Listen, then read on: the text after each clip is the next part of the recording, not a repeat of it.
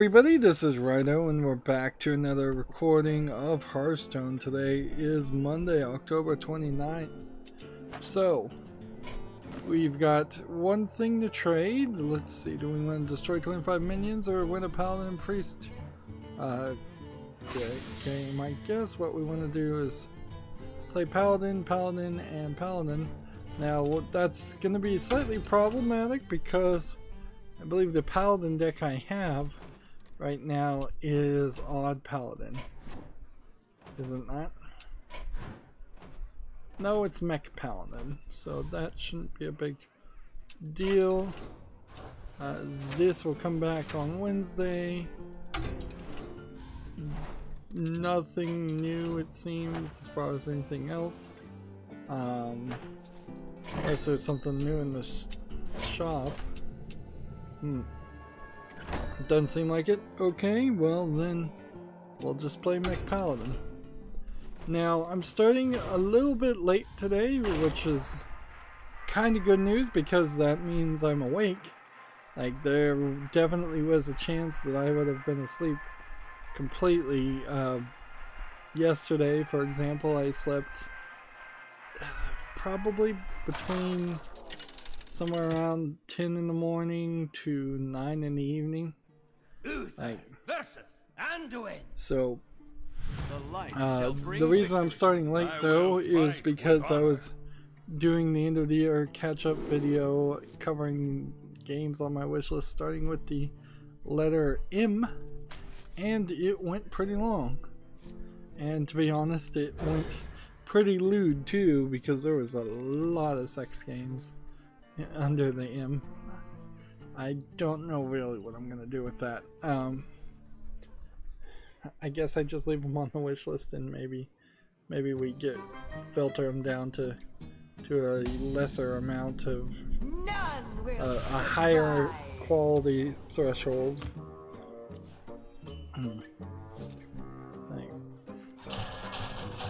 We probably have a ton of news to talk about today too. Although I suspect probably not that much.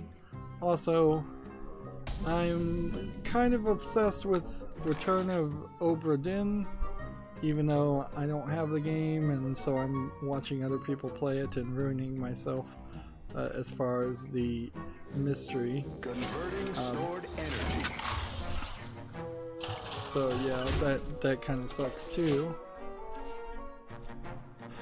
Let's see.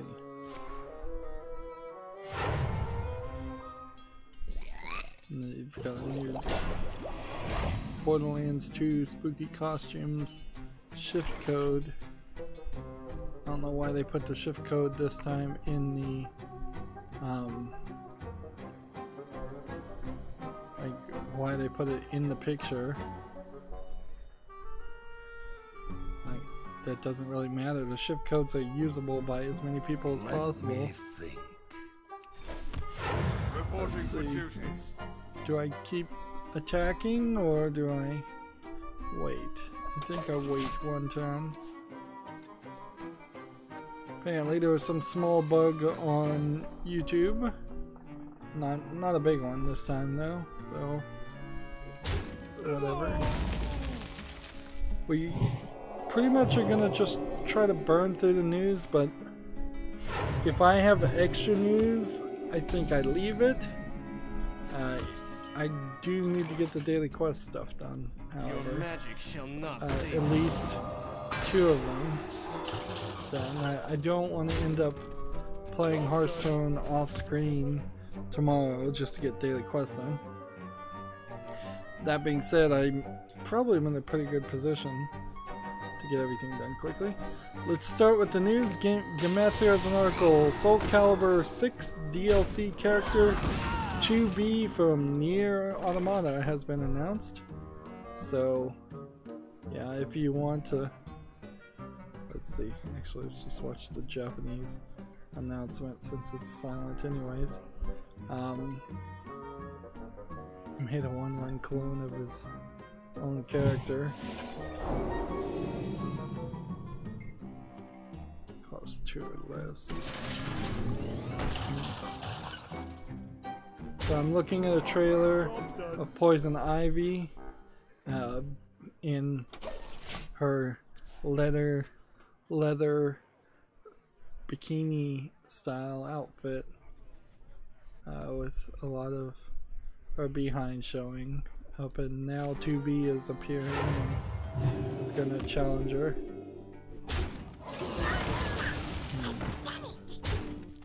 Wow, when you put 2B next to like Ivy from Soul Calibur, 2B is dressed downright conservatively.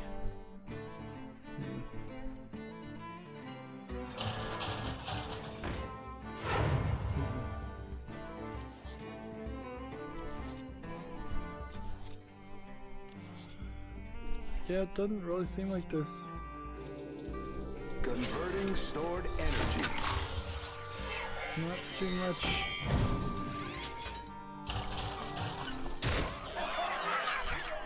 Yeah, it doesn't seem like there's too much to really say here. It's 2B is another character. It seems like Soul Calibur 6 is going to have a lot of characters. I think Soul Calibur as a series has a lot of fun adding random characters and not really caring about it, where some other fighter games potentially take themselves too seriously.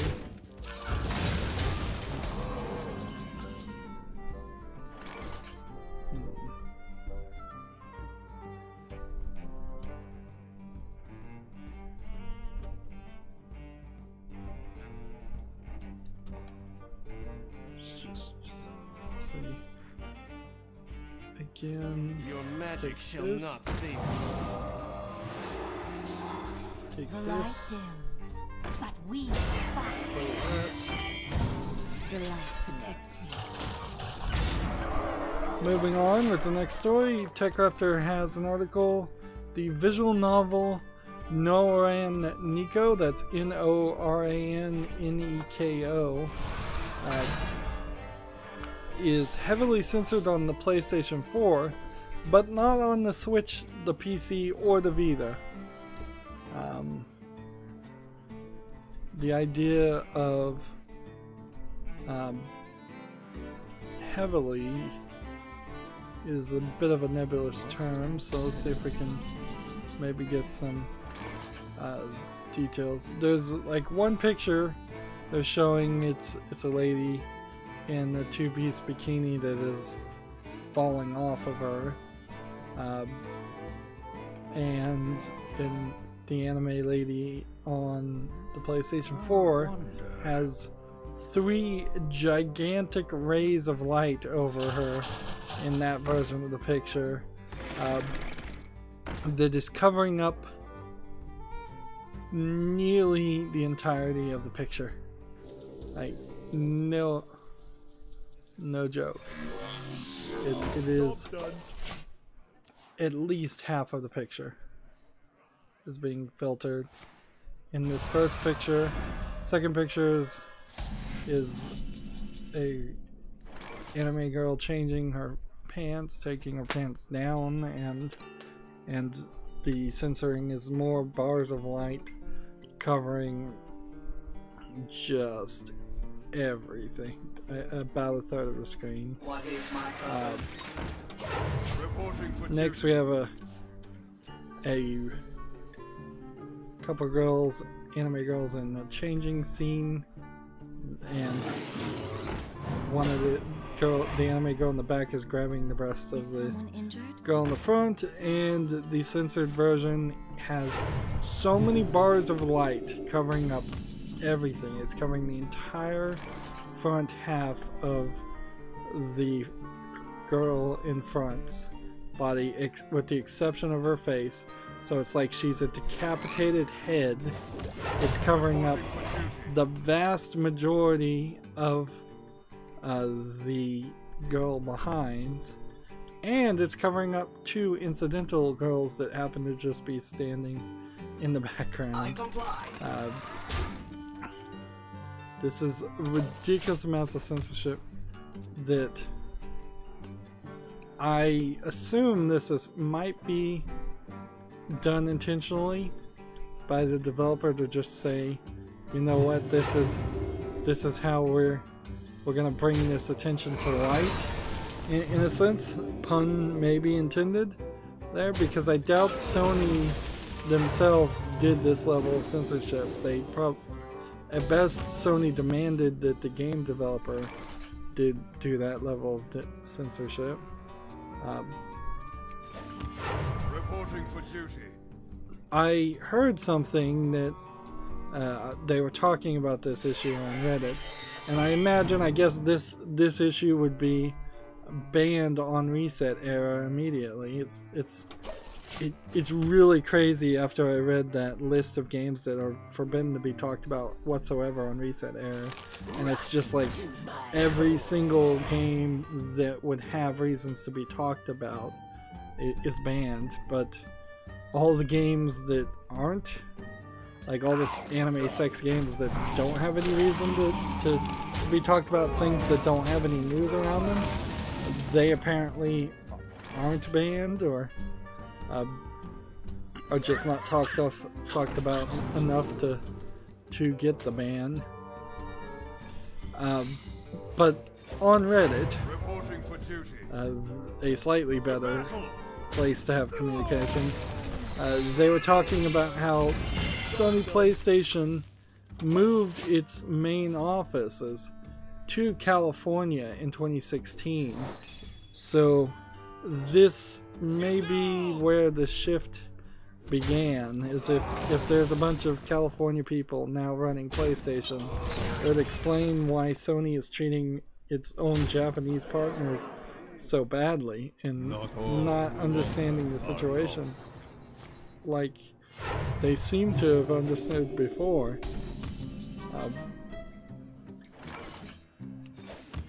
Reporting for duty. I'm not gonna win here.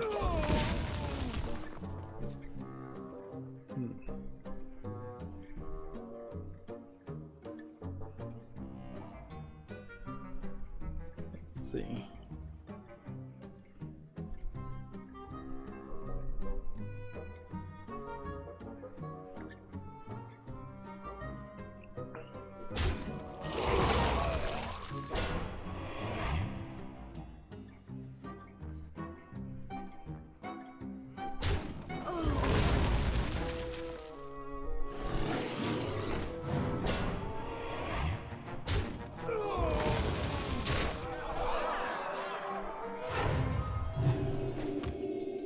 Guess we should just move over to the next story.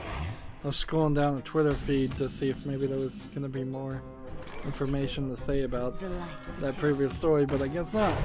Moving on, TechRaptor has an article, Resident Evil lumbers onto Switch in 2019 with 3 ports. I'm interested in figuring out what the ports are. Resident Evil 0, and Resident Evil 4 will be ported to the console in 2019. I guess that's not super surprising.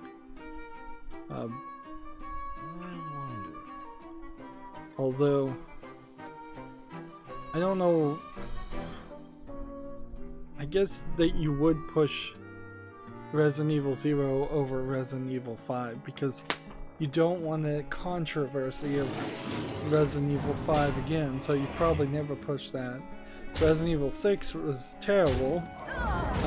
Resident Evil 7 apparently either can't come to Switch or possibly already has come to Switch and I've just forgotten. It's a little surprising Resident Evil 2 wouldn't come over, but maybe they'll wait a year for that. Guess it's not a lot of information there. Let's see.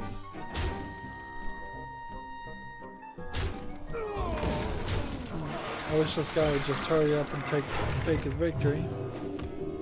We've got a game on Steam called Super Blasting Boy, which seems to be like a light aligning puzzle game. It's not visually distinct, it's got way too many shades of red, a very simplistic UI. It's $1.19 right now, discounted. It seems like Steam might be having a summer sale, a sale right now too, so I haven't gotten around to actually looking at that. Yeah, the Halloween sale started today and ends November 1st. Let's see if there's anything that happens with the sale. So guess we can play this.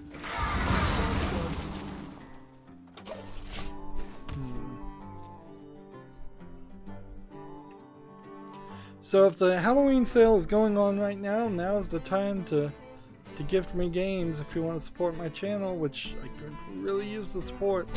As I'm going through the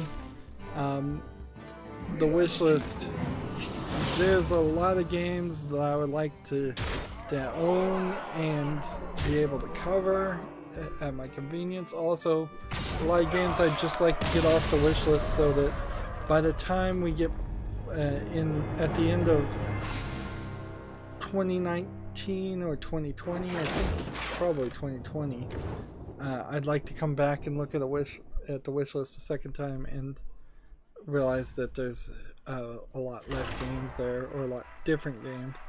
It's going to be kind of pathetic if my channel is still going at 2020, which hopefully it is, and I do an end of the year wishlist cleanup, and it's exactly the same games that I'm covering right now for 2018. Let's see. So it seems like this Halloween sale is really just a collection of Halloween games. I'm not seeing really anything else. Like, no clicker game, no other element playing a role. Let's see. Store home. Yeah, unless it's because I'm not logged in on my page. It really doesn't seem like there's anything. So I bought a game just because I had enough change, and Jones on Fire was the name of the game. It was on my wish list, and I figured, you know, now is as good of a time as we'll probably ever run into to purchase that game. And I had I had almost $1 in Steam Wallet change from selling trading cards, so I spent most of that on that game. But I would like to buy some more games. Unfortunately, I don't really have the budget for it. Like, being not monetized for the entirety of this year, basically, at this point, makes it very, very hard to buy new games. If I could buy any game, I'd buy The Return of Obra Dinn and play it right now. I'd buy Myst 3 and play it right now. I'd buy Myst 4 and play it after playing Myst 3. What is my purpose? I comply.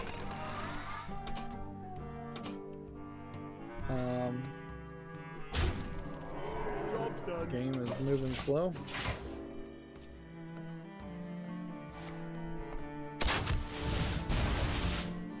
We have a game on Steam called Alchemy Classic. Is this literally to drag two objects on top of each other and make a new object game? I guess it is. It's $2.99. Has this developer made anything else? No. I don't know if we really need this game on Steam, honestly. Let me, because it kind of already has done its thing. Like, people have already cloned Alchemy. Doodle God would be a great example of that. But you know what? I'll put it on the follow list. I'm gonna be generous to it.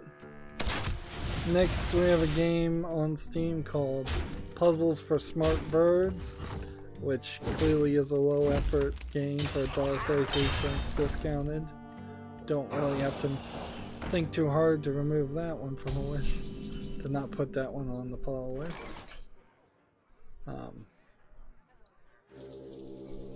Protocol 7. I comply. I comply. Gematsu has an article. Visual novel Silverio, that's Silverio, Trinity, is coming to PlayStation, but hindered by recent Sony. Oh, it was coming to the PlayStation and still is coming to the PlayStation, but it's hindered by recent Sony regulations. And see, the thing here is there's a lot of Japanese companies that feel like they've promised to release their games on the PlayStation, and now they're getting hindered by these regulations and they're not happy about it. Now, I don't know if a lot of them are under actual contracts, or it kind of doesn't seem like it matters. Seems like the Japanese, if they give their word to do something, they feel it's very important to keep their word and keep a promise. At least that's from what I'm hearing. The Japanese companies have been very, very respectful and under the control of Sony for a very long time, and they don't want to offend Sony, as the Japanese don't want to offend anyone, and it seems like Sony might be taking advantage. Yeah, there's a whole conversation I will fight with honor. in this article talking about this.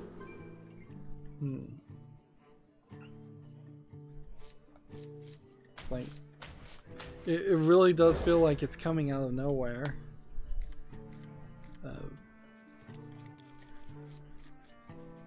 Moving on, Gematsu has an article, Level 5, which I believe is a video game. No, it's a, I think, animation studio. Level 5 turns 20 years old. Celebratory artwork features Ni no Kuni, Yokai Watch, Layton, and more. Yeah, that sounds like a video game company. Wonder what Level 5's first game was.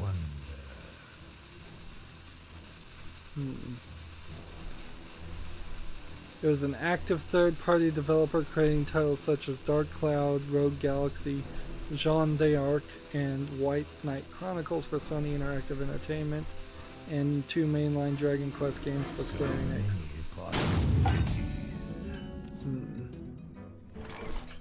Right. This, and this, and this. Turn.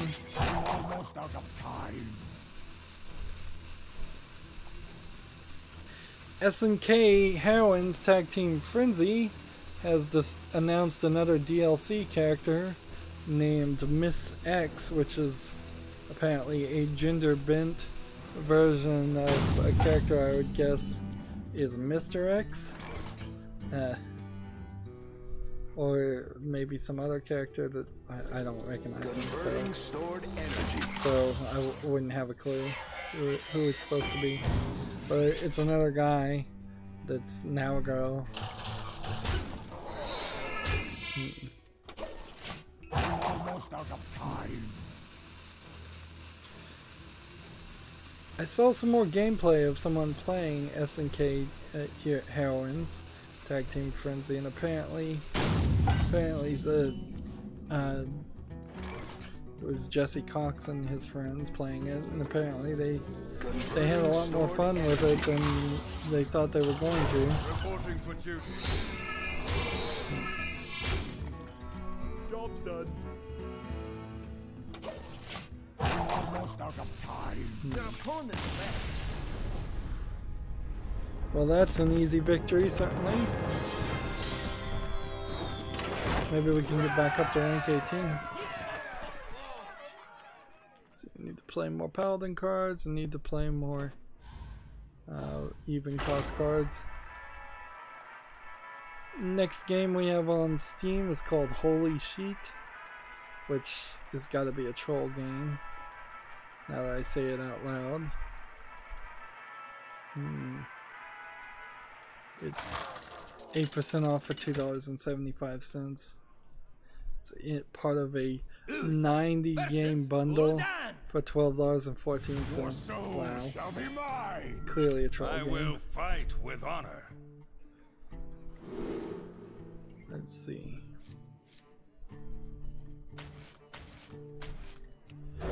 TechRaptor has an article. Microsoft research paper details mobile controller concept. So there's some pictures here of some concepts of adding 2 attachments to the side of a tablet or a cell phone to have a mobile controller, which is not particularly very different from many other concepts we've seen.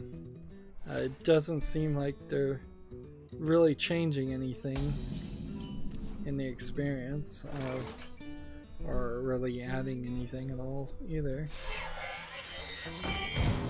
Converting stored energy. And if Microsoft does come out with a controller, I don't know what it really does, because it's not like Microsoft has a strong grip of a store that sells good games that would benefit from having a controller on cell phones. Like, inherently, Microsoft would be the company that should create a third storefront, and on that storefront it should just be Xbox games, approved, curated games experiences, because you know, Google Play's storefront sucks for games. I'm sure iOS's storefront sucks for games. It's really just all garbage.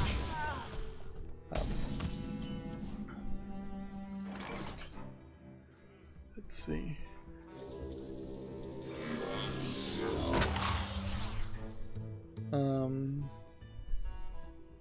Well, I can either die right now or let him kill me later. Let's just let him kill me later. Next we have a game on Steam called Corrupted Commander, which I'm just seeing a white screen there. It looks like it's a low effort game. If I was to guess, just lack of polish on a lot of details. Early access for $11.99.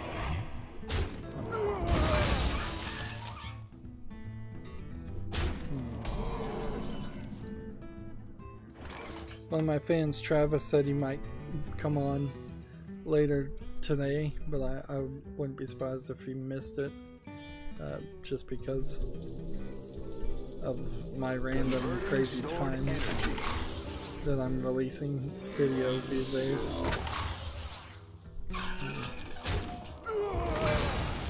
Do I want to do this? Yeah, let's just do it.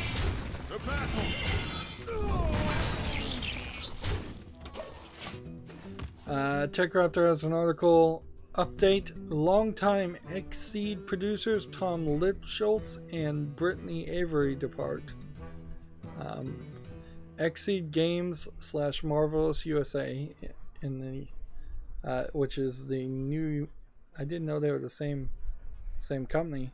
The North American localizer of many popular Japanese games, including the Yi series, Legend of Heroes, Trails of Cold Steel, and the Senran Kagura franchise, may soon be looking to fill 2 producer positions. Longtime Xseed localization producers Tom Lipschultz and Brittany Avery both announced their departure from the company this week via Twitter. And that does not sound good. Certainly, 2 makes a pattern.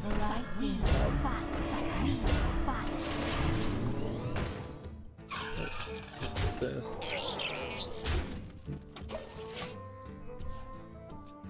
Lipschultz announced that he's taking a teaching position in Japan starting in early 2019, and then has taken the remainder of the year to rest and prepare. Clarifying in future tweets, he states, quote, "This is an amicable departure, and it's something I've been planning not just for months but for years. Geez, I wonder if maybe Brittany Avery and Tom Wiltshire were seeing each other in secret. They've been more than generous and supportive of me, and I wish them all the best moving forward. And it's kind of ridiculous to assume that, certainly, with no evidence, but my conspiracy tinfoil hat theory would be that they're seeing each other.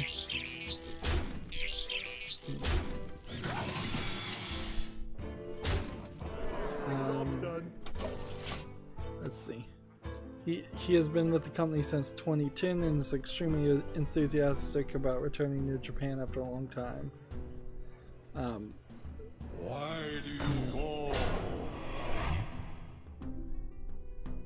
Stop copying me! Let's see. And then somebody asked him about the other person leaving at the same time. Let's see. Avery also put out word of her leaving Xseed after 8 years at the company via Twitter, while admitting that it is a bit sudden, and added that she is currently looking for work in the localization industry. So, you know, it might be that she specifically didn't want to stay behind and work with some difficult boss or co-worker with Lipschultz leaving.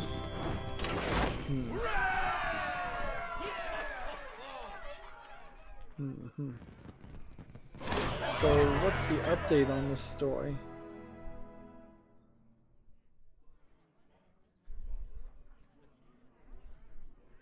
Let's see, how many daily quests do we have left to do, by the way? Yeah, we're making progress. Just keep on playing. Brittany Avery in the update has this to say regarding her departure. Quote, before Xseed I didn't have a clue what I wanted out of life, but working there helped me find exactly that. 8 years is a great run for a new job, and I truly wish Xseed team well on future projects. The people there have given me both the skills and passion I need to keep growing as a budding localization producer. Tremble before the might of Yells. I will fight with honor. And there's nothing more to the story. I guess it really doesn't. Two people leaving Xseed may not be a big deal, but if we start hearing more stories, it may be a huge deal. I'm not sure how big Xseed was in the first place, but I imagine it was pretty big for all the major Japanese games that they were localizing. Gamasutra has an article. Here are all the 20 games you'll get at with the PlayStation Classic.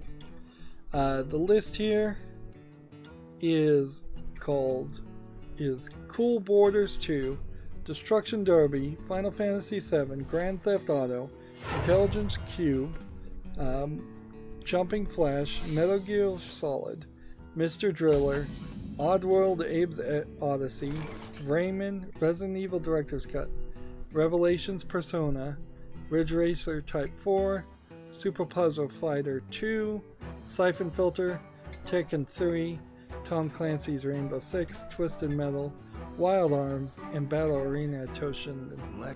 So, as somebody who didn't have a PlayStation 1, I don't know if these are the best games to have on a PlayStation 1. Classic, inherently you recognize that there's only like 20 games instead of maybe the 40 to 50 games that you might think it should be there. Yeah, it feels like there probably was a pretty large number of PlayStation 1 games. But then I also feel like the PlayStation 1 was, as to my understanding, a rushed out console because Sony was going to make the like Nintendo 64, what became the Nintendo 64, and that contract fell through. So then they rushed to make their own console to compete. And this, I believe, would have been right around the time of the Dreamcast also. So you would have had the Sega Dreamcast, the PlayStation 1, and the Nintendo 64 all out at the same time competing for market share. Now, when they get around to making a PlayStation 2 Classic, I could totally believe that they come out with at least 3 versions of the PlayStation 2, and it has a considerable amount of games available. But I'm not sure this is going to sell very well. The fact that there's no Crash Bandicoot is kind of crazy too, since that would have been their mascot character. I know they don't really care about Crash Bandicoot being their mascot character, but that would have been the case at that time.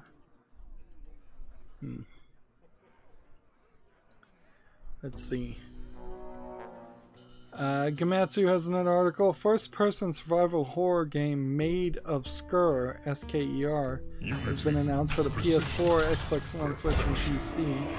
It's set in a remote hotel with a macabre history.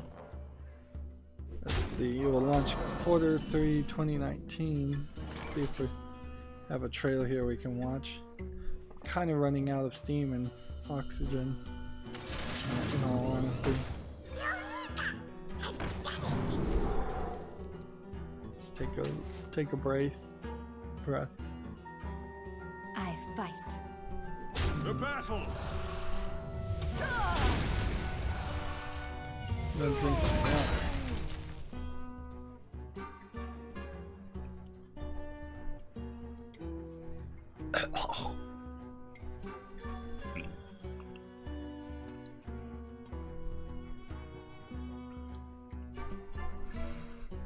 So I'm watching this trailer, and it's just kind of showing the outside of a dilapidated area.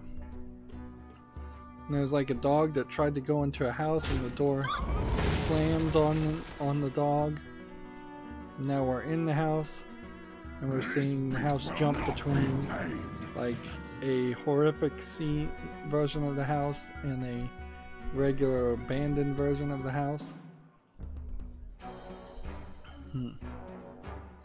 See, when I'm watching a trailer like this and not hearing the audio, I'm probably missing a significant amount of the experience. There's a bunch of bodies that are flipping into reality that are hanging from around the house. Reporting for duty. I don't see anything major here to say other than it's 3D realistic graphics. Key features are being described as non-linear storyline, sound-based survival, realistic visuals based on a true story, alright, and haunting settings.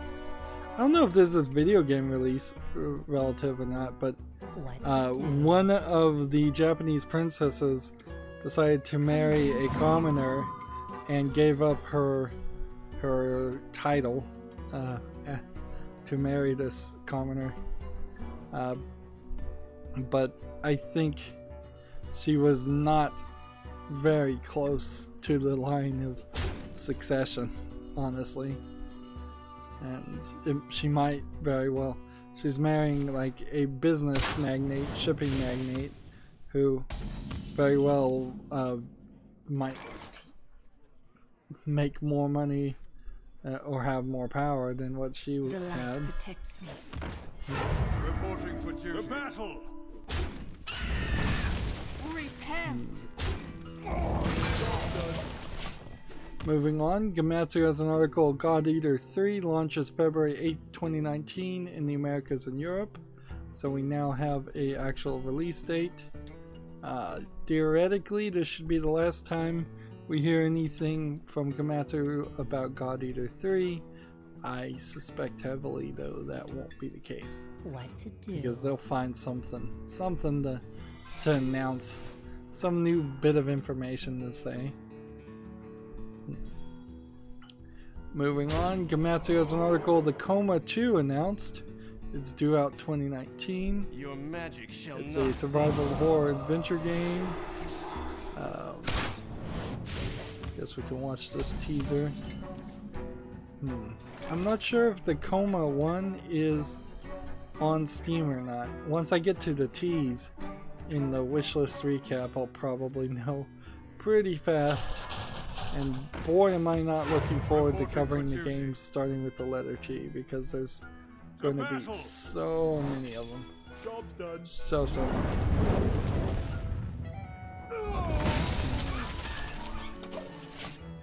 So yeah, the teaser looks almost like a comic book style, flat 2D animation style. It feels like a Japanese animator is drawing the characters, but they're drawing it almost in some style that it doesn't feel like a manga style, it doesn't feel like an anime style. It feels closer to a Japanese person trying to draw like a DC or Marvel comic book. Anyways, we'll undoubtedly hear more information about that later on. What is my purpose? Reporting for duty. Let's see, we have a game on Steam called Chicken in the Darkness, which I assume is a troll game. Very low effort game. Some dark screenshot syndrome happening here. $2.49. It's like, let's skip this video and see if maybe we can find something. No. There's nothing here that looks like it's a real game.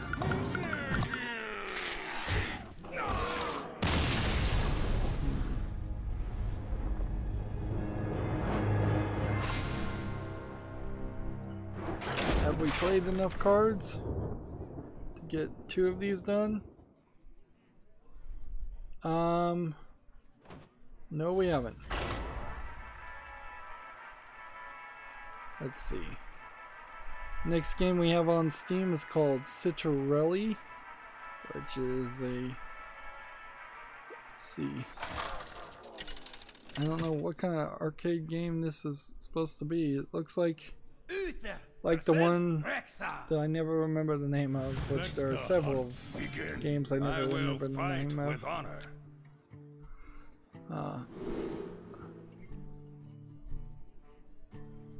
This doesn't look super interesting.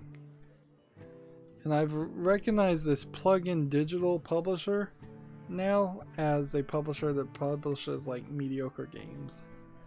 So I don't think this needs to go on the follow list. Let's see.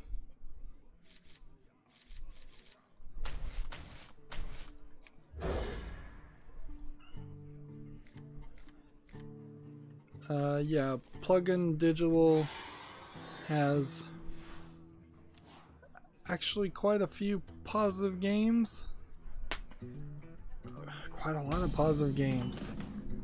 And then quite a lot of mixed games. And then quite a lot of negative games. So it's a little bit of everything. So I'm misrecognizing Plugin Digital at that point as something that they really aren't. The light protects me. Job's done. That being said, Citrelli.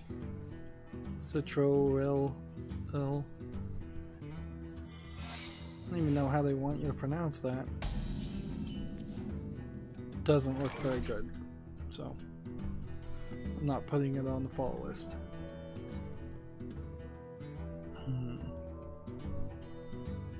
Discover secret.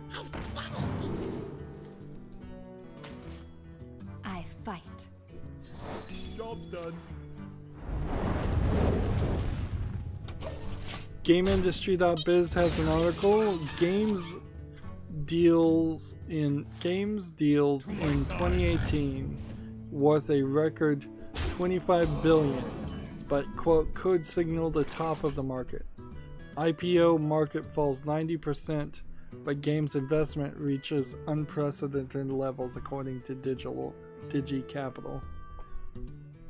So yeah, that's probably a bad thing, honestly, that it's worth so much, because that just means more investors and more people like ruining video games because they're working the developers to death to make as much profit as humanly possible. But again, this is an article that's inside baseball, so I'm not going to really read it.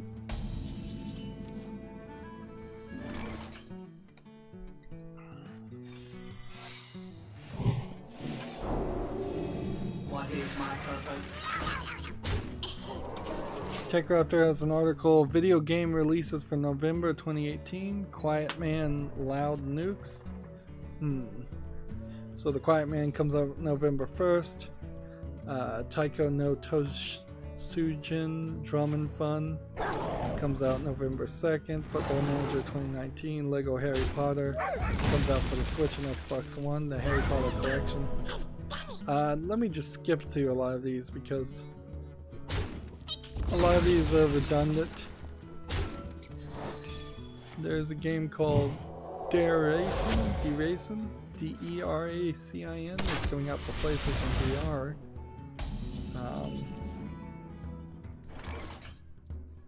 Overkill's The Walking Dead is coming out for Windows.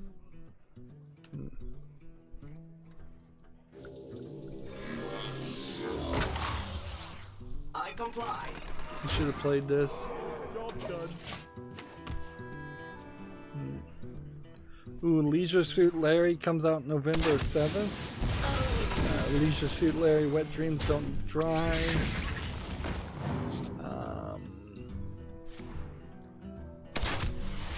there anything else here that's kind of forgotten? Fallout 76 comes out November 14th. Civ 6 comes out on Nintendo Switch the 16th of November.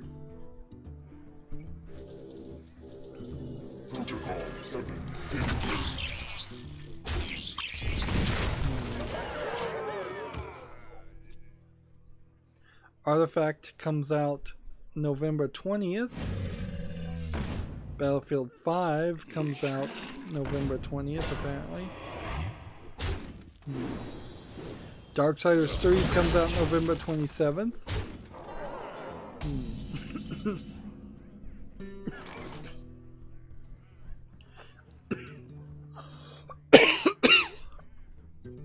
A game called X4 Foundations comes out November 30th. Man, all of a sudden I don't feel great. Losing steam and I'm coughing. So yeah, there's several games coming out in November, no big surprise there. TechRaptor has an article, Spyro mod for Half-Life in early access. So apparently you can put the skin of Spyro on Gordon Freeman.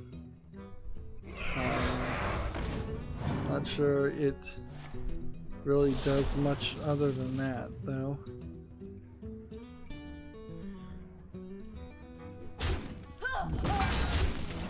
Not sure if it really changes the gameplay. Seems like it's kind of a silly mod. Let's see. Battlecry. Damage. +1/+1. And play this. TechRaptor has another article. Humble launches Day of the Devs bundle. So, let's see. Seems like it might have its own website, too. I'll have to look at it a little bit more careful later on to see if it's something I can afford to get or want to get. A lot of the humble bundles at this point, I have most of the games that they're willing to offer. So I'm in a weird position. Gamma Sutra has an article, Weekly Jobs Roundup, Square Enix, Monomi Park, and more are hiring.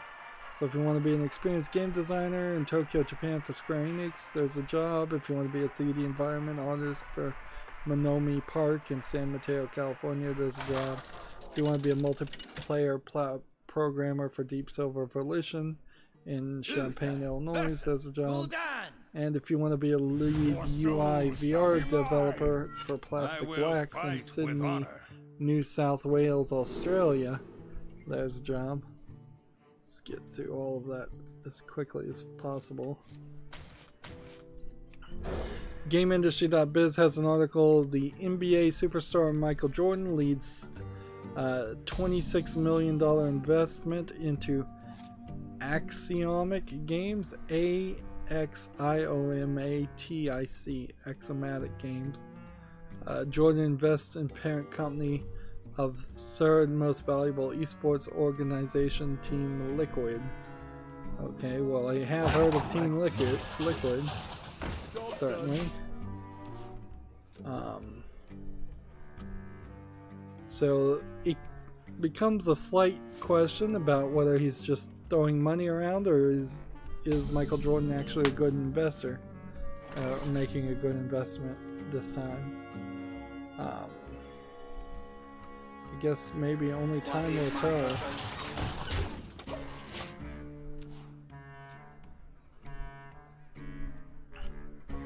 Let's see, we've got a game on Steam called Playroom 0G for $3.99, no discount. You can pretty well tell that it's a low effort game, so that's not making it to the wish list.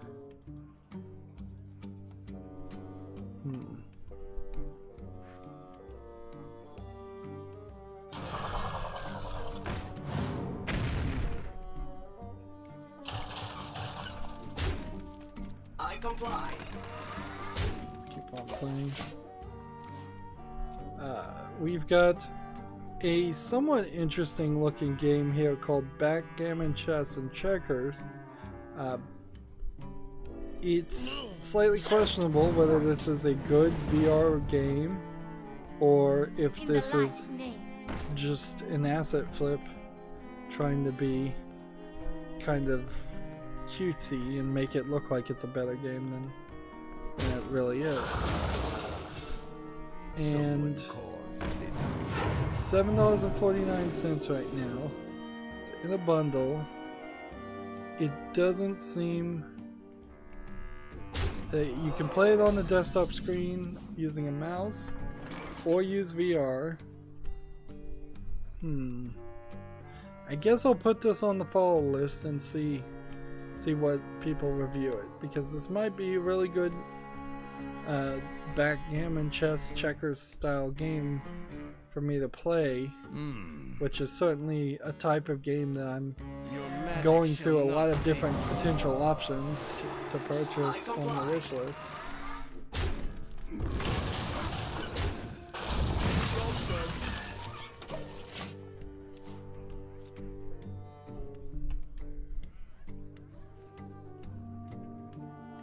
Next, we have a game on Steam called Tubular VR, which looks insane.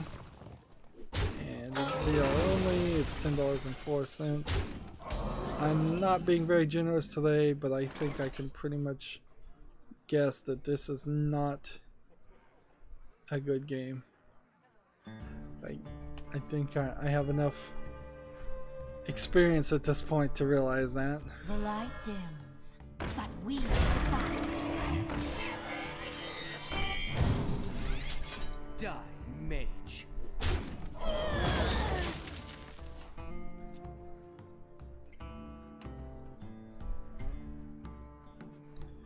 Next, we have a game on Steam called Sky Brawl.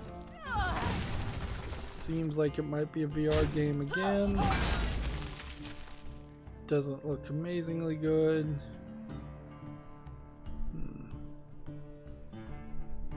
Stand in one place, let enemies come, hack and slash them to death. Early access, $19.99, and requires VR. It's kind of like a triple threat right there as far as bad games.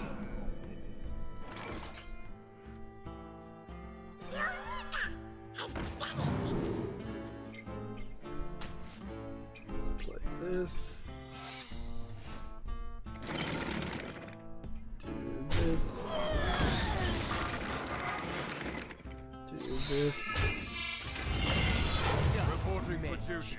And do that.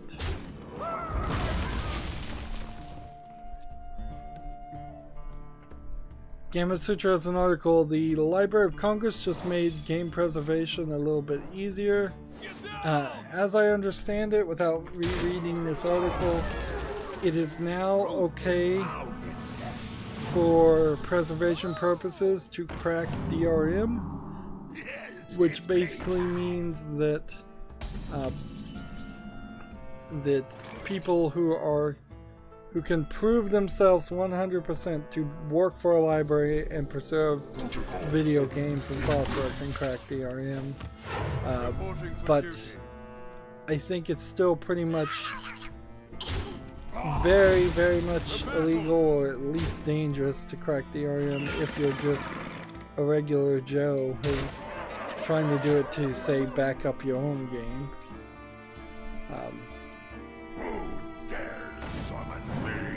Let's see.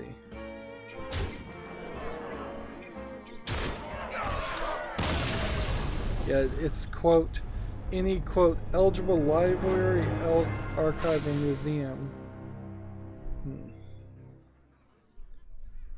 This is who they're talking about. Basically what this comes down to is just them allowing some more exceptions to the DMCA. It's weird how the Library of Congress has oversight of a law. It's just kind of ridiculous. So I don't need to get this done today. We can save that for Wednesday. Let's go ahead and move over to the European account. I'm not sure I really want to break up a I really want to break up this recording anyways. I may just want to do 1 2-hour stream and then be done with it, because honestly I could probably do that, depending on if I can get all the news done and maybe get lucky with the daily quests. Let's see. We've got to trade out this Monster Hunt combo, Priest and Warlock. This is gonna be a nightmare. Let's see. Do we have a combo cards? Let's try Death Rattle Rogue to start with.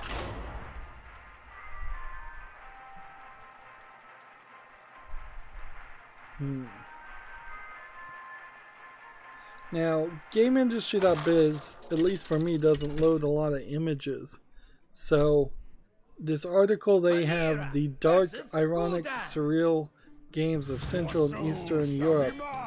It's kind of a boring looking article. But it might have some information that's interesting for many people. The subtitle is, "The region's developer have found a place in the market by taking the upheaval of the past and creating a unique visual and thematic identity." I would also say GameIndustry.biz generally doesn't run articles like this either. That's more of a opinion piece instead of just a straight we're going to report business news piece. I'm gonna leave that article open. Gematsu has another article. Sino Alice, that's S-I-N, the lowercase o, and then uppercase Alice, and Another Eden are coming to the West. So, I think I looked at a developer named Alice in Chains or something, and I thought it was Sinnoh Alice, but it wasn't. This is a combo card. I want to play it, but I can't. Just sink that one back.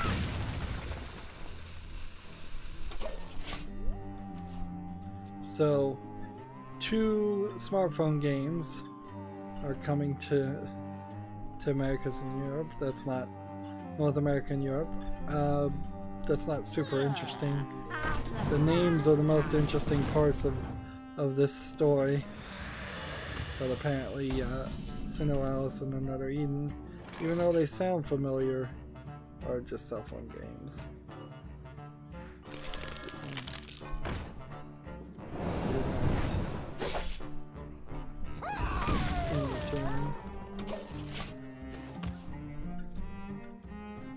Next we have a game on Steam that's clearly a troll game called The Adventures of Team Australia. It's an RPG Maker game for $3.99 undiscounted.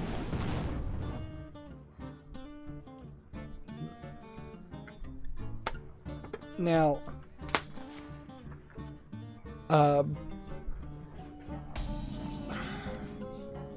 the guy in charge of Xbox, Major Nelson is his name, I believe, or his handle that he goes by, not really his name, tweeted out that they're changing how Xbox is saving,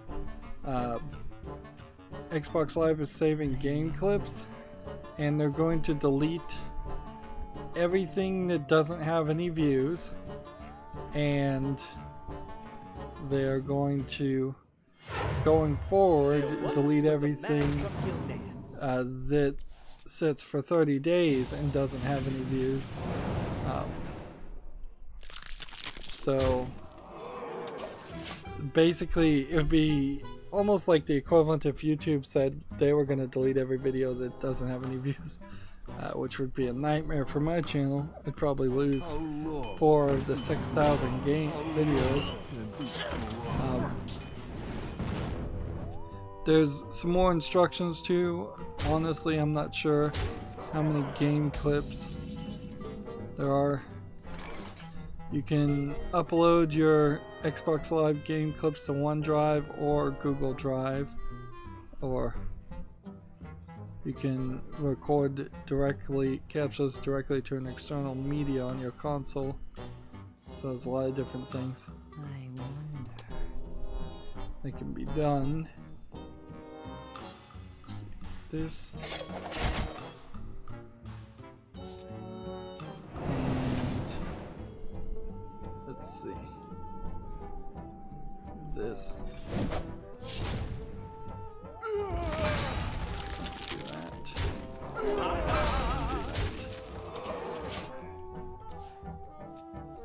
Let's see what the story is.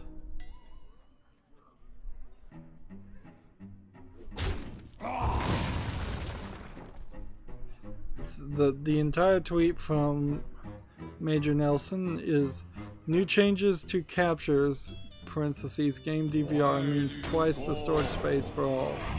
Existing clips older than 90 days without views will be deleted, as will new clips unviewed after 30 days. Learn how to back up your favorite captures here. And that links to the page I was just looking at. So yeah, that seems like that's some extra work that people are going to have to do to protect their own footage. Let's do this.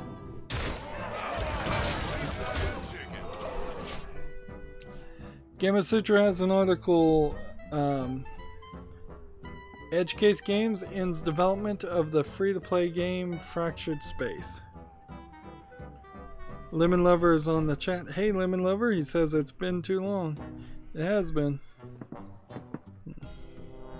Nice to see you back on the chat.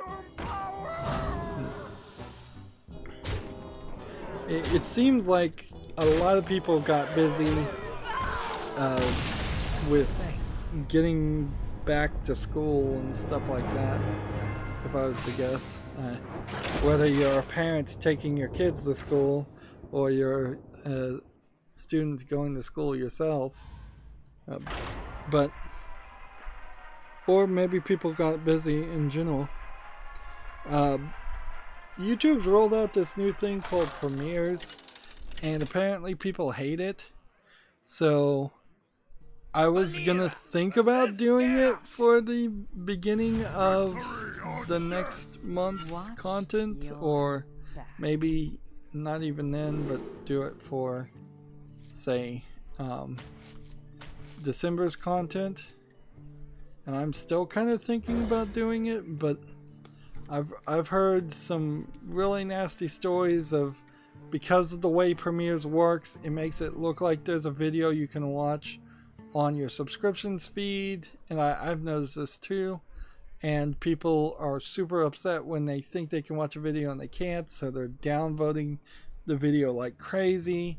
And apparently downvoting videos does stop your videos from getting suggested to more people, despite what YouTube constantly says. Even though YouTube constantly says that's not true, and that engagement is engagement, and that those downvotes should actually be getting your videos suggested to more people. So I may still experiment with Premieres, but I also wouldn't be surprised by the time I get around to it if Premieres are completely rolled back and taken away from everybody, because it doesn't seem like it's working the way I think YouTube thought it was going to work. And it's not super surprising that YouTube doesn't know what it's doing. I don't need any of you. Yep. Lemon Lover said parent plus work. Yep. Yeah, that's what I figured was the case for a lot of people, except for YouTubers who really don't have much changing in their life. That's not even true. That's just some YouTubers. That's not all of them. I don't know if Fractured Space, the free-to-play game, was the game that was ever in my radar as a game I wanted to play. I think probably not, just because it's a space game, and I'm never super excited or interested in playing a space game. I wonder. Well, I could trigger death rattle. Death rattle and death rattle and death rattle and death rattle.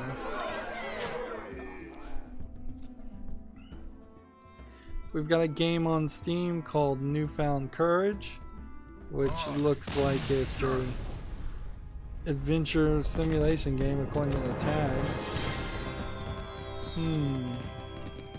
Almost call it an RPG Maker game again. Really just looks like this might be using the newer version of RPG Maker. An adventure game with a gay hero. That sounds like a troll game to me. And it's yeah. Yeah, I don't see anything here to put this on the wish list. Or the follow list, whatever it is. No.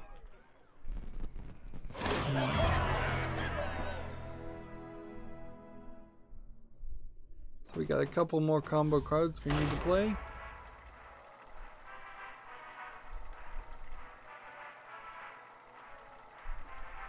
We've got a game on Steam called Fort Zombie.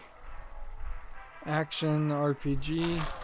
Looks like it might be a cell phone port, because this was just a really old game.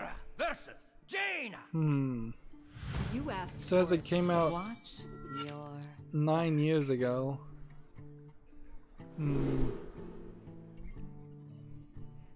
See, has this developer made anything else? Karibos Production, Pit of Doom, Kaiju, A Go-Go. Yeah, none of these other games that they've made are recognizable as good games.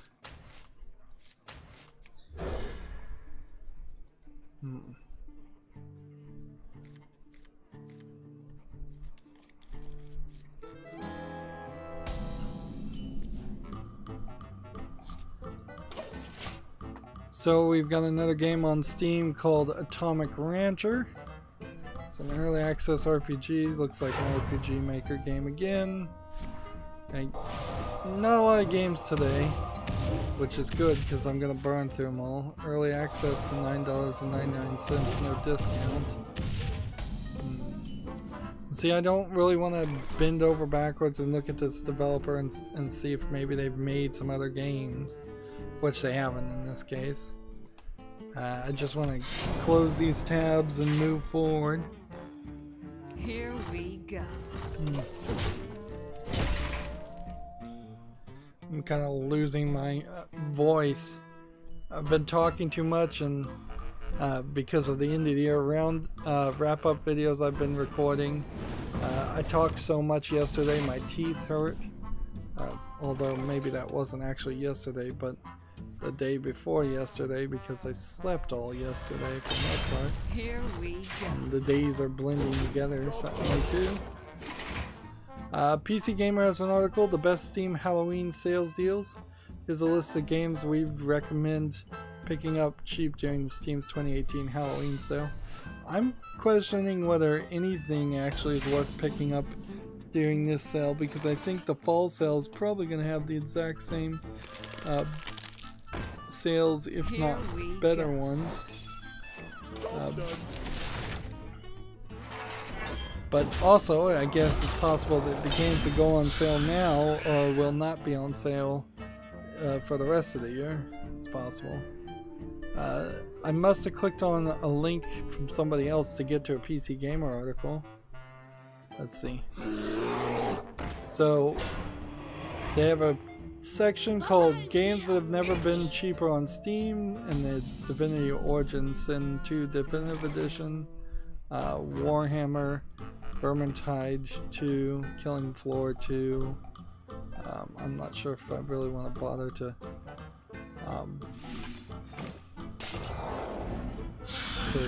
say the price on all of these. Like, you can go look up the price yourself. Devil Daggers, Kingdom Come Deliverance, Outlast 2, Kingdom's New Land, Kingdom New Land, Tacoma, Night in the Woods, and then they have a category $10 to $15. Dark Souls, Prey, Armor 3, Dead by Daylight, and Alien Isolation are in that category.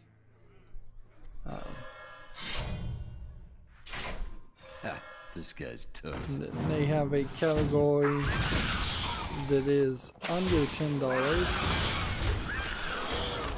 Here we go. Which includes Hollow Knight, Visceral Cleanup Detail. I don't believe I own the main game of Visceral Cleanup Detail. That's $9.74. Gorgoa for $9. Darkwood, Darkest Dungeon, Alan Wake's franchise is $5. The Norwood Studio.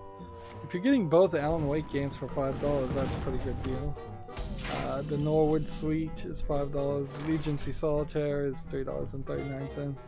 And Stories Untold is $2.49. I'm really gonna have to look and compare the sales, the Halloween sales, to what my wish list looks like right now. But I'm not 100% sure that there's much of anything that I don't already own. Hey, lights out. Let's see. Here we go. Time's up.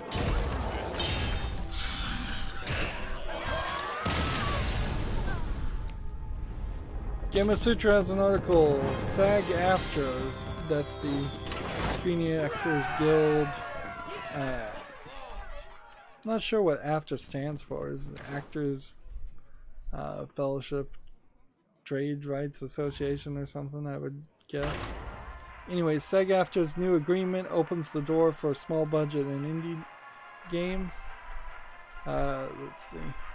The quote, the agreement shows real respect for and desire to work with independent developers, end quote, a SAG-AFTRA spokesman told Kamasutra.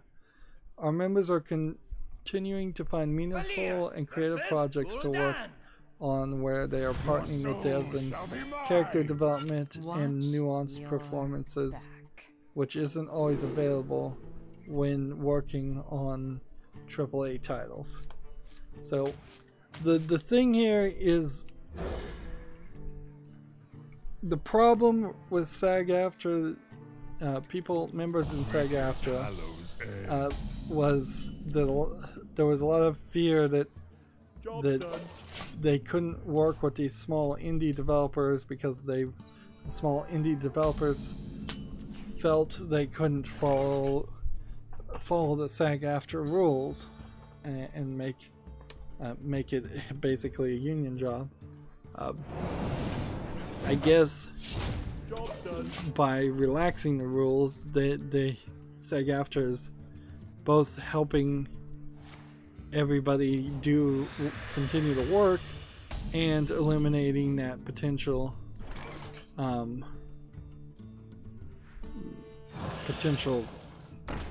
talking point against SAG-AFTRA, which I would argue SAG-AFTRA is probably pretty smart and pretty good at being a union. Let's see if we can get some more details here.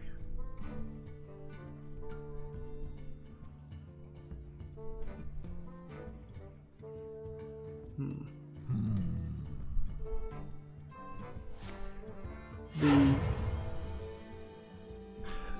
trying to skim here. The contract allows unionized actors to work at a competitive rate affordable to the lowest budget productions, generously defined as being projects with a budget below $1.5 million US. The producer's guide can be found here.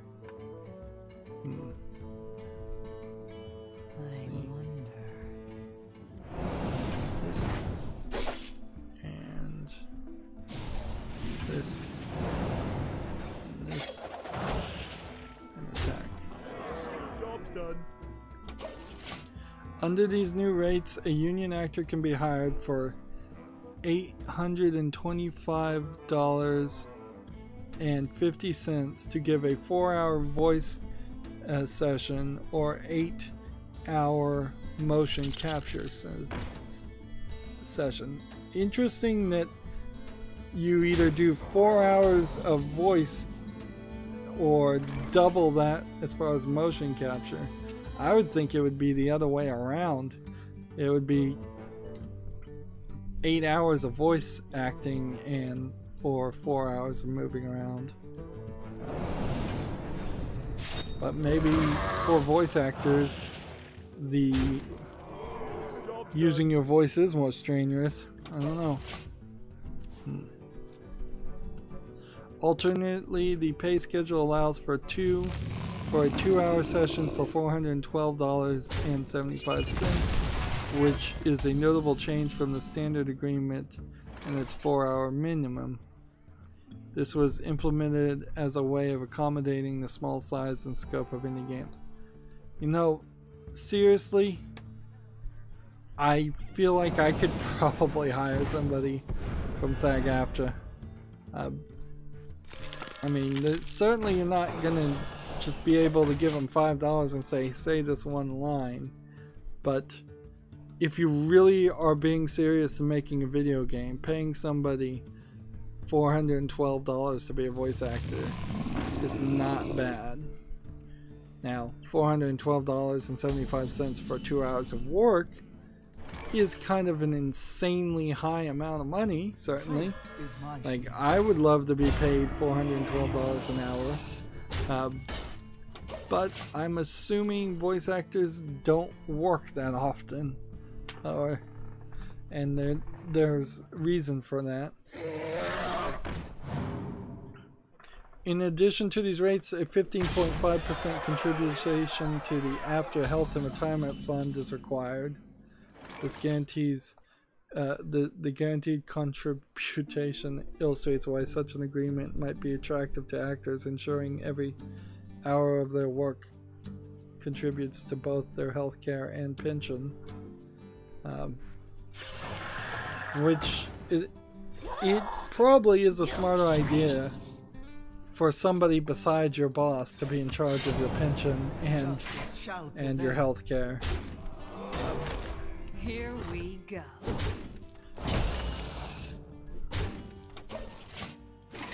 Let's see. Further, for vocally stressful work, the agreement also requires a 2-hour session to pay $825.50 with a mandatory break after the first hour. Provisions like these mirror those fought for in SAG-AFTRA during their recent strike against the major video game studios, highlighting the issue often invisible to those outside of the field. Some forms of voice acting are physically straining and stressful. The growls, grunts, screams, anguish cries, impersonations of monstrous or alien voices, or glottal ululations, I haven't even heard of that word, in countless games come from a person after all.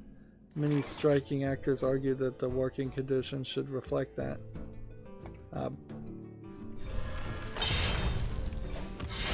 Screwed that up. Job done.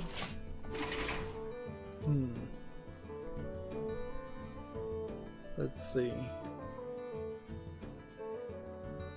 Is there anything more to talk about on this, or can I? Well, there's more to the story, but in the end, I think it's pretty obvious that SAG-AFTRA has gotten an agreement that seems moderately fair. Doesn't seem insane. Here we go. Game of Sutra has an article, Get a Job, Jaeger is looking for a senior game designer. So if you want to work for Jaeger Development in Berlin, Germany as a senior gamer designer, look up that article.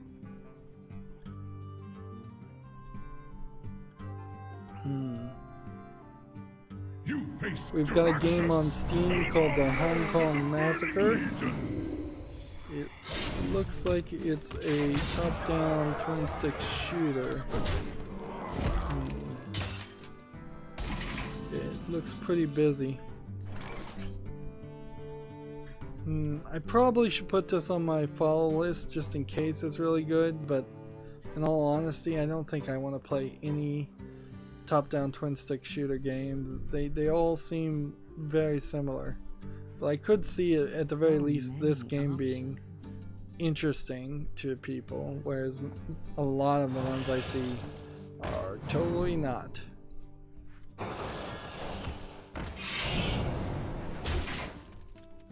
Here we go.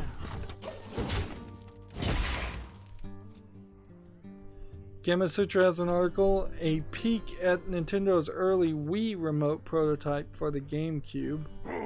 So there was an auction and there was a Wii remote prototype for the GameCube that went on auction, and this is the first time anybody's really seen it. It looks like a rougher version of the Wii remote with the nunchuck. It doesn't look like there's really much difference, except for maybe it has 3 buttons in the middle instead of 2 buttons in the middle, and that's kind of it. It doesn't really seem like the design has changed much. Let's see. Alright, now where are we on this? I can do Monster Hunt bosses off screen, and I think I want to. I think I want to skip over to the Asian account, and let's see, at least get one thing done in case I do fall asleep, which is very possible. Tragic Master. Oh, okay, let's see. Scroll back up. Lemon Lover says, Rydo, will you be getting Smash in December? Smash Brothers? No, because I don't play any Nintendo games because I content ID all that stuff. Also, I'm not equipped to really play Nintendo games. I don't even own a Switch. Oh. Let's see. 2 games of any class, 30s that cost 2 or less. We could play Murloc here, and we could roll this one out, I guess. Cast spells. Let's hop in here. Tragic Master says Lemon Heart, and then Lemon Lover says Tragic, and then Tragic Master says thumbs up. So we're having fun in the chat. Oh, I don't even have a Murloc deck. Okay. What was what did I need to win? Priest or Warlock?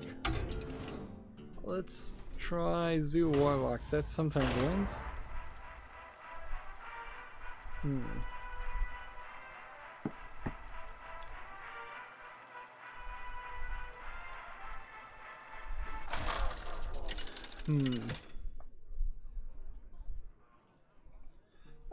Gamer Sutra has an article. Condé Nast owner Advanced Publications acquires the Esports Observer. The Esports Observer is an esports business news site. It has been acquired by Condé Nast and the American City Business Journal's owner, Advanced Publications. So that's a indication of like more merging of news companies. I don't know what to really take more from that, since I didn't know the Esports Observer existed until I read that sentence. But it's probably good to know that, yeah, everybody owns everything. Everybody is owned by somebody, and somebody owns everybody in the news field. I'll play this.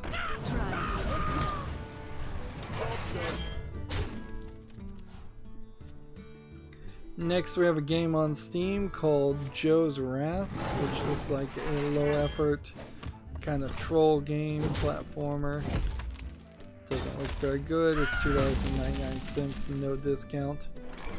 I tell you, having gone through almost half of, it feels like, of all the games on my wish list, looking at some of these low-effort games that come out on Steam, it's a lot easier to make a decision and say, yeah, that's not gonna make it to the wish list. There's hundreds and hundreds of games on the wish list, and there's no reason why this one that I'm seeing right now would be added. Let's see.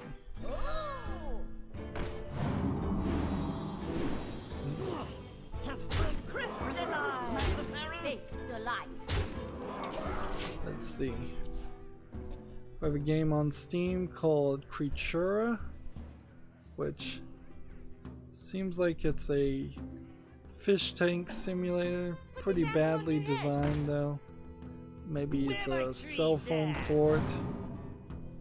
But yeah, definitely not super interesting looking. This trailer is making it look a lot better than I think it really is. Early access, $10.99 for Creatura. Yeah, I'm not making it to the follow list. Let's see. TechRaptor has an article. Humble and Degica, D-E-G-I-C-A Games partner for the RPG Maker Bundle, and almost certainly I would not play a RPG Maker Bundle. That does not strike me as fun games. Let's see, we can scroll down and see what the list is. Now I'll have to get to the Humble store and look at it. I think I'll talk about the Humble bundles probably Wednesday. I can see. So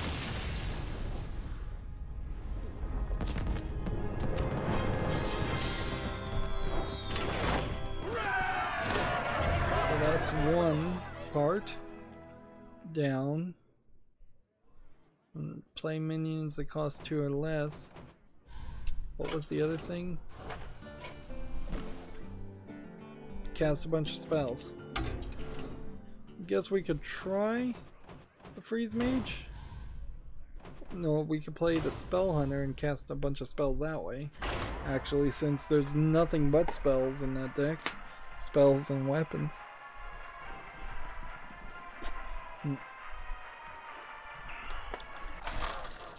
We have a game on Steam called Radio Violence, which looks like it is a puzzle game.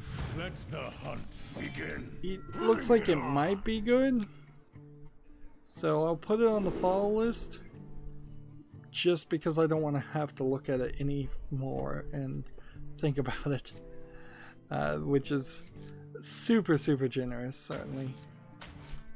Okay, we need to keep this one. We want to get rid of pretty much everything else. Let's see. Next game we have on Steam is called Nowhere Girl. It's tagged with sexual content, so I'm not gonna show it. Looks like it's probably a Western animator style games, some kind of mermaid creature. Let's see. What languages does it support? Just English?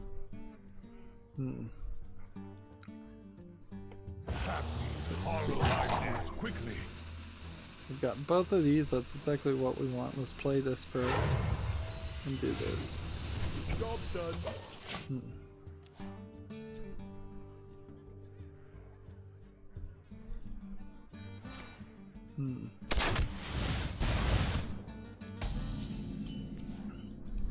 Yep, this is a looks like boring visual novel. I've already got way too many visual novels on my wish list, which I'd probably never play.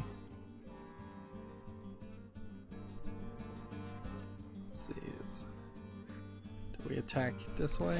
Let's go and start with that. Next game we have on Steam is tagged with nudity. It's 2 in a row. It's Corpse Party Book of Shadows. I believe this is the first in the 4 Corpse Party games that are coming to Steam. Horror. They're kind of horror games, I think, more than anything. Actually, I don't think you're actually going to see any nudity in the intro parts, or the parts being shown to set on the web page, which we still haven't gotten like a confirmation that that will be the case always. Sometimes there are still some screenshots and videos that are coming up on pages that are not censored and should be censored, or yeah, they should just be censored. Like, the game should be uncensored, but the idea of the storefront being uncensored is kind of ridiculous. Not for Steam. It would make more sense for other storefronts. Right. So now we've got that. So yeah, I can show this just fine. Corpse Party. It's a violent, looks like it's an adventure game. Somewhat visual novel-y horror game. It's $13.49. It's the first of 4. The original, well, it's saying it came out today, but I don't think it did. Yeah. This title is a visual horror novel, point and click, containing excessive violence and gore depiction, art stills, textual description, Japanese language. and murder of children. Also contains imagery of female anime-style characters exposing underwear or cleavage shown in the restraints, or in one instance shown bathing together with strategically placed steam to cover private areas. Numerous examples of foul language can be found in the language. Well, that is really detailed. So like today's peak is the all-time peak because it's a brand new game. 40 people are already on board playing Corpse Party. And yeah, I'd be on board with playing it too if I thought I could get away with playing it on Steam. I mean on YouTube.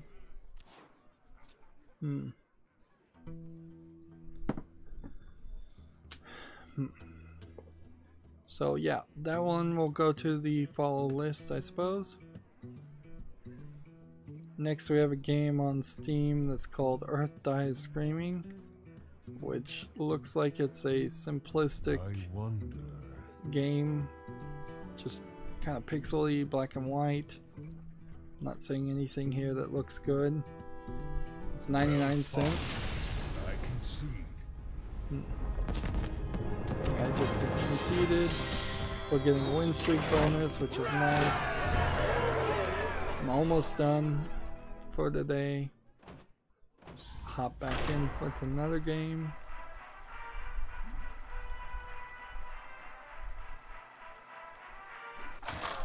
Let's see.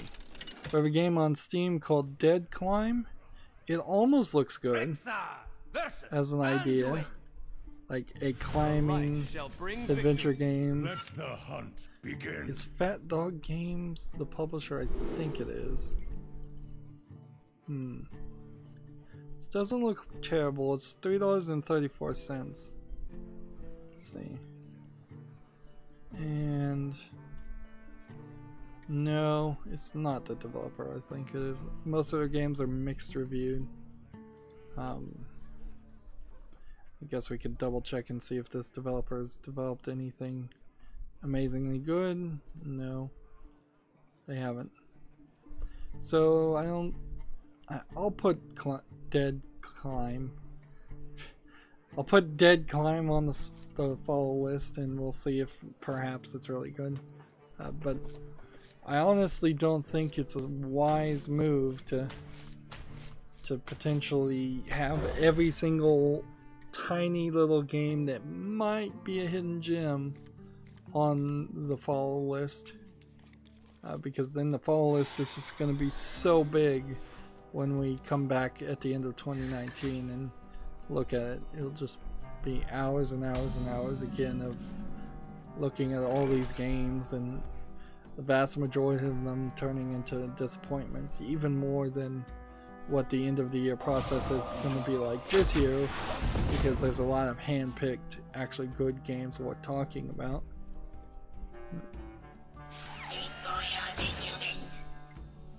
Let's see.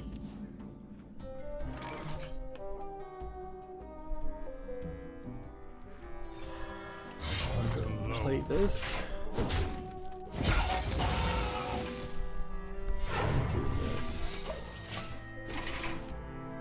We have a game on Steam called Island Maze, which seems like a simplistic puzzle game. Doesn't look awful. There's more detail here than what you usually see, so I'll give it a chance. It's discounted to $1.79. I'll put this on the follow list. We may very well have to look at the follow list like every 4 months instead of a year, or maybe I'll just have to look at the follow list every 4 months by myself and not make footage about it.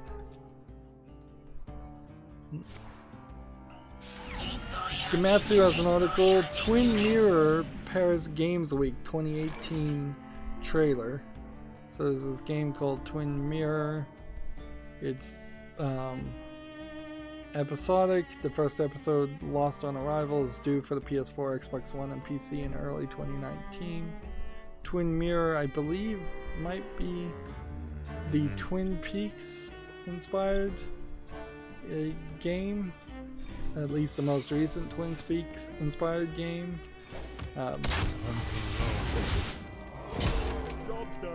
Is it the one that's being made by the people that made Life is Strange also? I'm looking at the trailer for Twin Mirror right now, and it's a guy got out of his car, and now he's talking to like a different version of himself, it seems.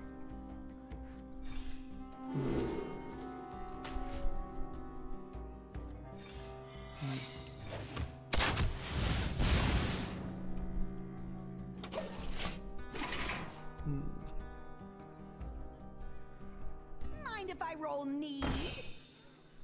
Seems like he's still just talking to himself.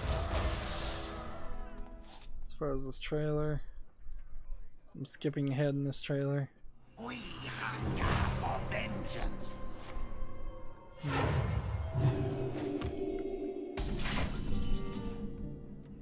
Okay, about near the end of the trailer, something magical seems to be happening about with the room around him. It seems to be magically creating or changing itself. But then it kind of skipped away from that.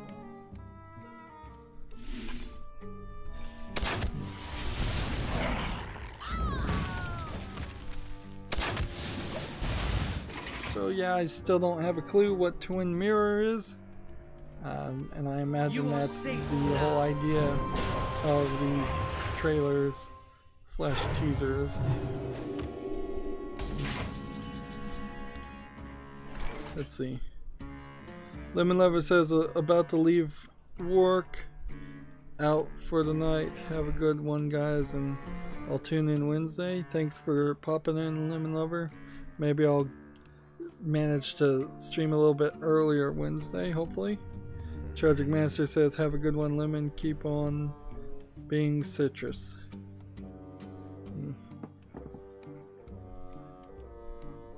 Let's see. Deal that. And let's deal that. Deal that and that. GameIndustry.biz has an article. Can a video game prevent domestic violence? I'm pretty sure the answer to that is no.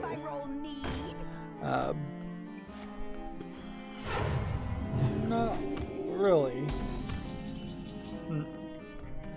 I think maybe in the end it could prevent maybe an incident, a single incident, but I don't think it's going to inherently be the long-term permanent solution that people might think it or want it to be.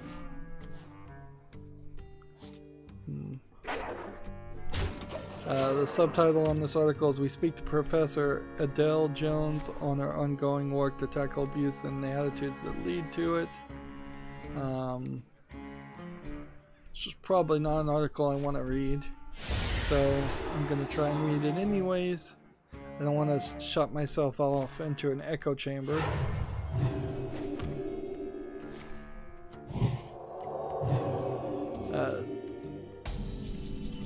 So there's a paragraph here that says, these attitudes can be found within young people, and Jones believes if these views can be changed at an adolescent age before they become internalized, then there's a long-term opportunity to prevent these behaviors that often lead to violence. And video games may hold the answer. Which tracks to follow? Maybe, maybe not. Like, inherently, I think the influences of your early childhood, not an adolescent childhood, probably play much larger roles there. And a lot of these predispositions to violence probably get established at the age of like 4, 5, 6, not at the age of, say, 10, 11, 12, when kids would be more likely to be playing video games. It's a lot about how you see other people reacting and how that happens. And inherently, if your parents are violent, I think that's going to establish a predisposition of violence in you, regardless of what video games you do or do not play. Now, there has been some studies that have said they've found a connection of extremely violent people playing extremely violent games.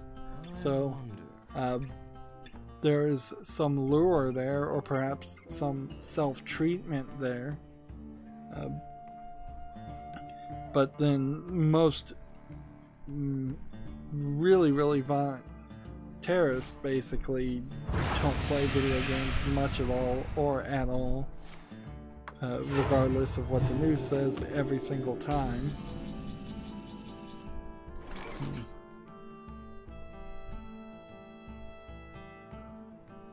Let's see, do this. Get another thing. Do that. And do that. And play that. I shall bring you rest. And then in return.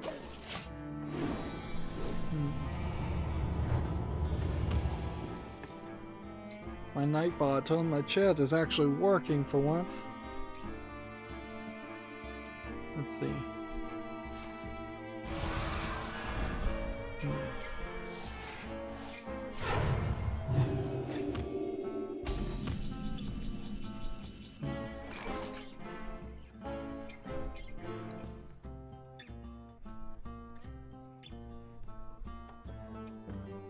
Let's see, do this, that'll do 5 damage. If I could play a secret, that'd be great. But it won't let me. Okay. Let's try this. And try this.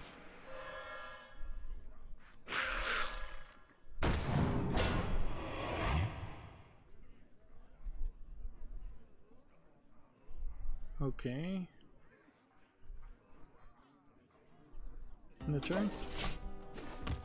So another quote here: by building real-world information into the game, you can help children know what helplines to call, to know that violence isn't acceptable, and to know something can be done. Inherently, I think this is really a terrible idea from somebody who doesn't play video games at all. When, like, I've complained before that 99.99999% of all video games have gameplay mechanics built around violence. Some kind of violent action. It's just how it is. It's kind of ridiculous to try to make a video game that works around that. In fact, of the potentially thousand, maybe 2,000 games I've looked at on my wish list so far, I've really only found like one that claims to be a non-violent game. Everything else has something you're doing. You're probably shooting a gun or using a sword or something.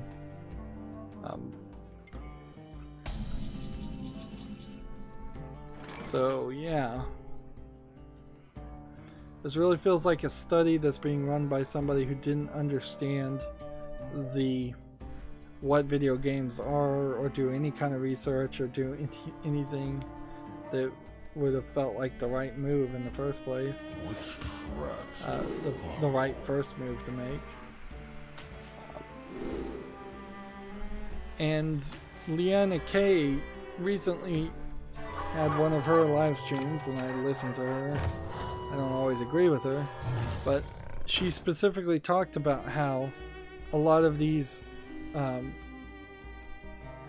professors don't approach video games using a video game model, and instead they approach video games assuming that video games are exactly like movies or TV, and that's just really it puts them off onto the wrong path immediately, because they are totally treating video games as something else completely. Alright, we've got a game on Steam called Hentai Memory Puzzles. More of these games are coming to Steam. 79 cents discounted. I'm not going to show it. And of course I'm not putting it on the follow list.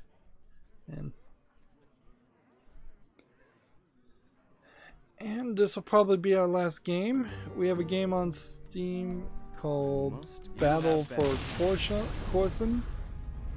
Looks like it's a hexagonal strategy game.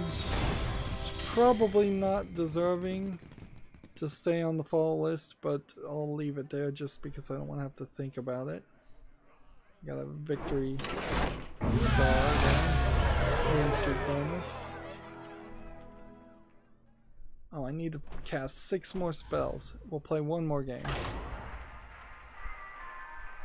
One more game. We've got a game on Steam called No Way Out, a Dead Realm Tale. It looks like it's a VR only game, but it kind of looks kind of spooky. Like, I doubt very many people would enjoy playing this game because of just all the spooky things jumping at your face. See, there is definitely a danger of playing a horror game in VR and then getting knocked over because of jump scares, and then breaking your VR headset. It's $19.99. That's not asking too much for a VR game. Generally speaking, horror games don't scare me, but I don't think I would enjoy wearing a VR headset in a horror game either. I don't think I'd enjoy the concept of something running towards me. I feel like I'm stupid enough to forget that it's a virtual thing, and I would fall backwards onto the floor.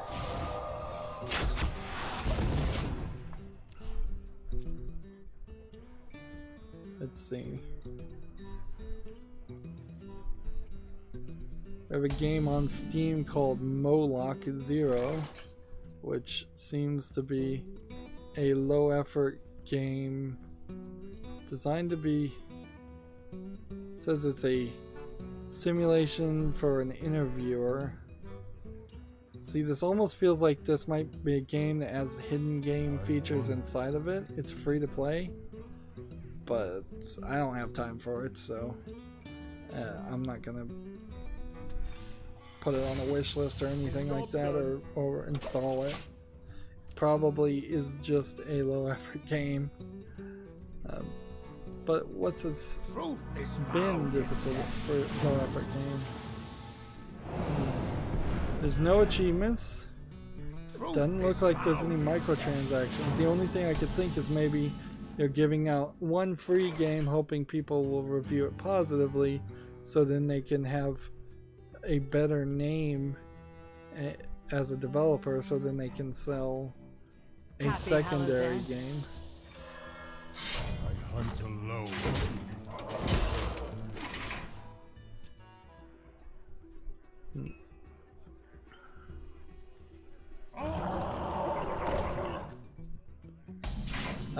TechRaptor has an article. Nutaku's Spooky Booby Halloween Fest has scary good discounts on free-to-play games.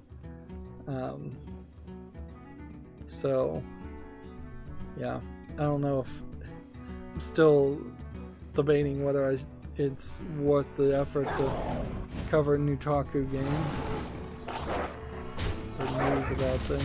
But TechRaptor covers them because they're an affiliate. Welcome to my web. So basically, if you're playing these games anyways and you want to buy some premium currency, there's some of these games are on sale. In particular, FAP CEO, Naughty Kingdom, and Pocket Waifu. And I did not make any of those names up.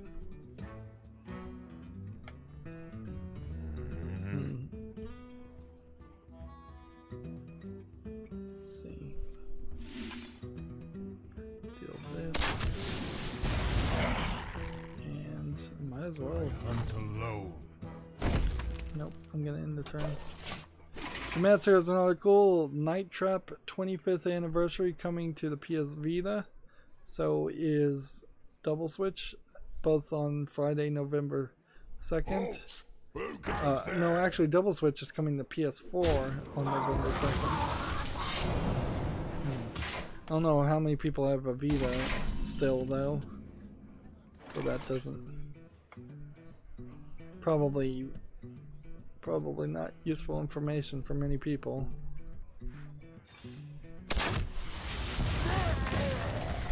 Hunt alone. This. So I'm on the Humble Bundle store. The Humble Monthly Bundle doesn't say anything as far as what games you'd get. There once was a man from Or I'm not seeing any games.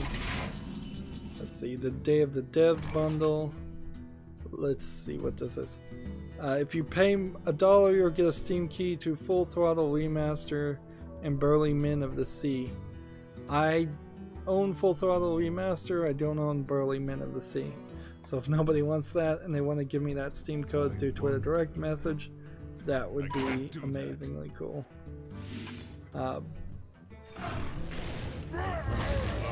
Keep on playing.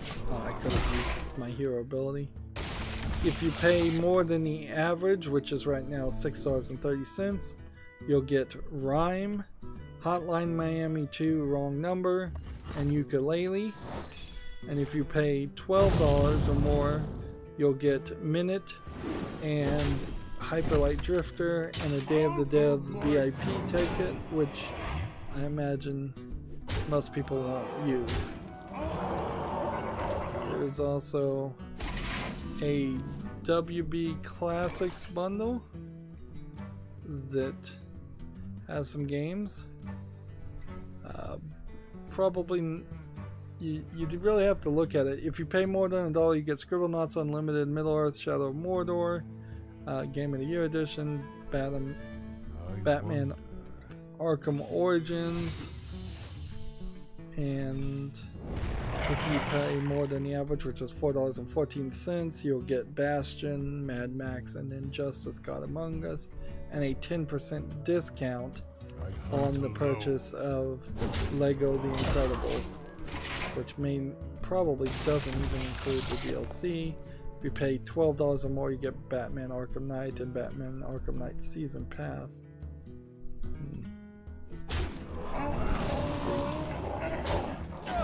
The RPG Maker bundle now is, if you pay $1 or more, you get Steam codes for RPG Maker XP, The Game Last Word, which I recently took off my wishlist because it wasn't that good reviewed, Game Character Hub PE DS Generator Parts, Game Character Hub PE Second Story, Game Character Hub Portfolio Edition, which I imagine is that. If you pay $8 or more, you get RPG Maker VX and Skyborn and Always Sometimes Monsters. I own two of those that are actually games. To my side. Yeah, this RPG Maker bundle I imagine is a pretty bad deal.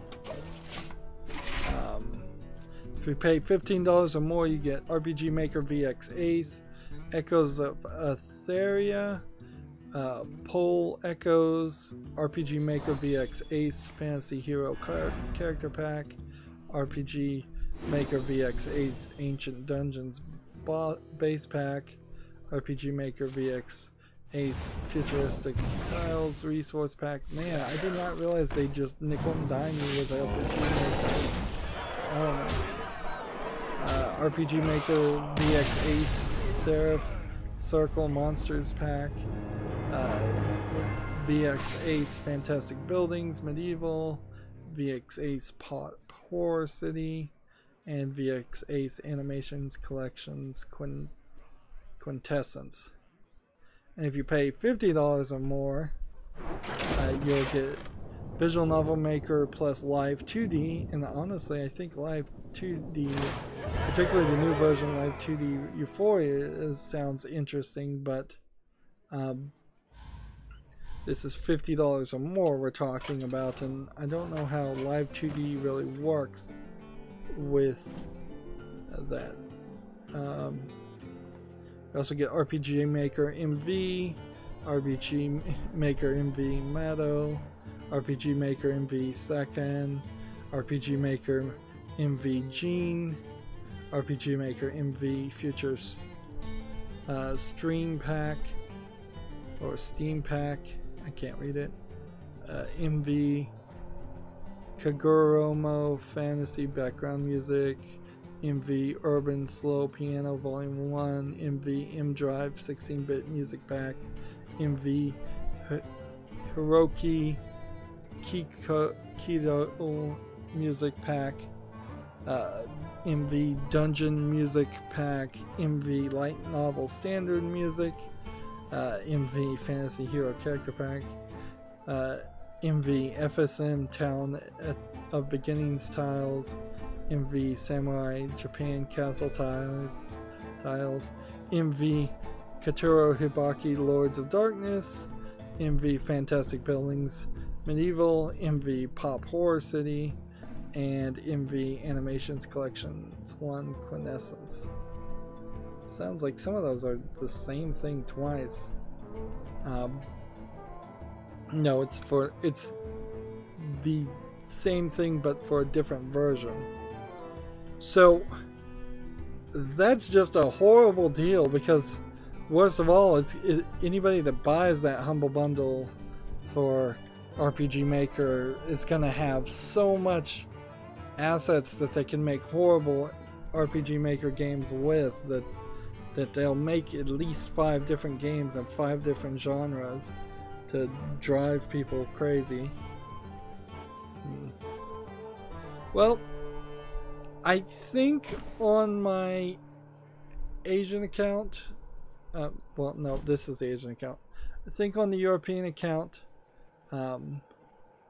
there's a little bit of off-screen gameplay, just little dungeon runs that I need to do, 3 dungeon run games, and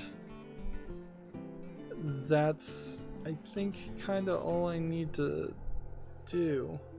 So we'll come back on Wednesday.